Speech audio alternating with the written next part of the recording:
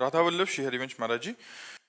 गुरुदेव, आपके दिव्य प्रवचन के माध्यम से मेरे परिवार नाम जप में धीरे धीरे बढ़ रहा है महाराज जी, और गृहस्थ जीवन शांतिपूर्ण और सुख में व्यतीत हो रहा है। गुरुदेव, आपके वचनों से ही अमूल्य ज्ञान प्राप्त हुआ कि पति ही परमेश्वर है, उनके भीतर भगवान का स्वरूप देखा जाए और श्रद्धा से उनकी सेवा की जाए। इसी भावना से प्रेरित होकर मैं प्रतिदिन उनके किसी कार्य क्षेत्र या अथवा तीर्थ से लौटने पर श्रद्धा पूर्वक उनके चरण स्पर्श करती थी, इससे वे प्रसन्न होते थे। किंतु अब जब बहुत ऐसा मतलब अब अंगुलियों में गिना जा सकता है। जैसे आप आज्ञा का पालन कर रहे हैं, शास्त्र आज्ञा का, और आप ऐसे चल रहे हैं, ऐसे अंगुलियों में गिना जा सकता है माताओं बहनों को, मतलब सैकड़ों हजारों में नहीं, अंगुलियों में गिना जा। तो ये तो बहुत उत्तम बात है, बहुत धर्म की बात है, और हमारे भारत की ही केवल बात है कि यहाँ की माताएं बहनें अपने पति में भगवान का दर्शन करके भगवान को भी परास्त कर दिया।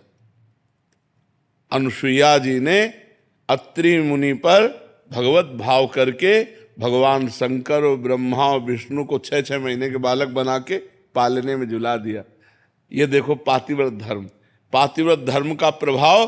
धर्मराज भी चक्कर में पड़ गए और सावित्री अपने सत्यवान को वापस लेकर के ही आई। तो पतिव्रता में बहुत बड़ी सामर्थ्य है। जैसे एक यति ऐसे एक सती। आप अपने पति की अनुकूलता प्रतिकूलता पर न जाएं, भगवत भावना पर जाएं और नाम जप करें, इसी से भगवत प्राप्ति हो जाएगी। किंतु जब से उन्होंने दीक्षा नियमावली का पालन शुरू किया है, वे चरण छूने से विनम्रता पूर्वक मना करने लगे हैं। वे कहते हैं कि इससे उनके पुण्य और भजन की शक्ति प्रभावित हो सकती है। फिर भी मैं अपनी आदत और श्रद्धा के वश सुनो, वो अगर मना करते हैं तो उनके सुख के लिए दूर से नमस्कार कर लीजिए। दूर से नमस्कार, मान लो उनको रुचि नहीं, तो हमको क्या करना है कि हमारे प्यारे को जैसे पसंद हो। अगर वो कहते हैं कि ऐसे करने से हम राजी हैं तो हम रोज ऐसे करेंगे। तुम खुश रहो, तुम्हारी अनुकूलता जिसमें, अगर ऐसे इतने से तो हम इतने से। अब इतने से राजी हो, आप उनसे पूछे इतने से राजी हो, इतने से तुम्हारे पुण्य नहीं जाएंगे। अगर कहते हैं हाँ ठीक है तो रोज ऐसे कर लिया। अपने पति को प्रसन्न रखना। अगर कहते नहीं करना है, बिल्कुल नहीं करेंगे, हम नेत्रों से करेंगे, नेत्रों से प्रणाम कर ले, हम हृदय से प्रणाम कर लेंगे। हम हृदय से आपको अपना भगवान मानते हैं, बाहरी व्यवहार करें या ना करें। जैसे जेहि विधि प्रभु प्रसन्न मन होई, करुणा सागर कीजिए सोई। हे प्रभु, जिस तरह आप प्रसन्न रहे हम वैसे ही बर्ताव करेंगे।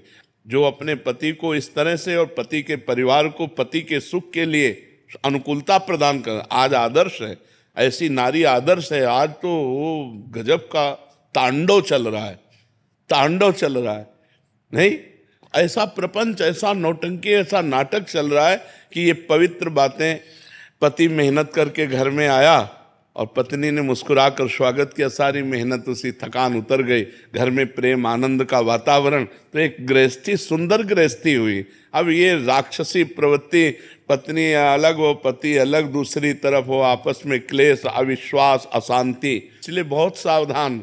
ये हम बार बार कह रहे, जो गर्लफ्रेंड बॉयफ्रेंड चला है हमारे सनातन धर्म के लिए महाविष है।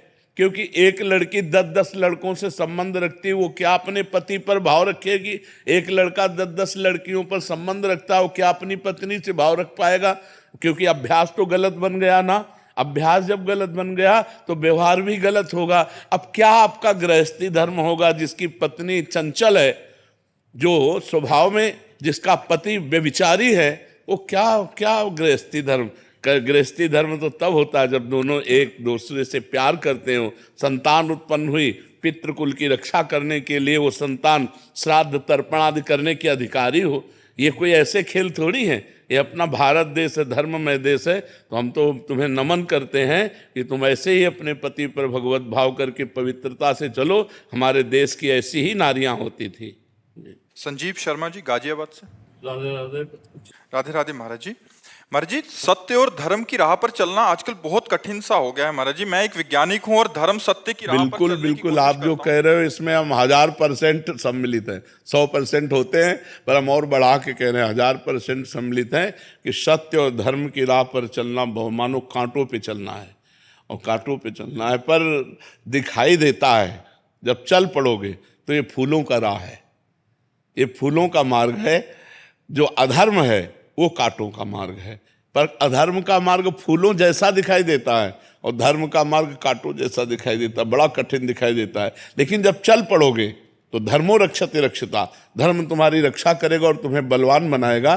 क्योंकि अगर ऐसा ना हो तो बड़े बड़े धर्मात्माओं ने कष्ट सहते हुए धर्म का पालन किया है, और अधर्मियों ने सुख लूटते हुए अधर्म का, लेकिन उनका नाश हुआ है। परिणाम में अधर्मियों का नाश हुआ है और धर्मात्माओं की जय हुई है। लेकिन बीच यात्रा में अधर्मी सुखपूर्वक रहे हैं और धर्मात्माओं को कष्ट भोगना पड़ा है, लेकिन परिणाम में धर्मात्मा सुख को प्राप्त हुए और धर्मियों का नाश हुआ है। परिणाम में तो ठाकुर जी अपने आप आते हैं, यह है हाँ, बचाते हैं। बिल्कुल बिल्कुल, धर्मो रक्षते रक्षिता, जो धर्म की रक्षा करता है भगवान उसकी रक्षा करते हैं जी।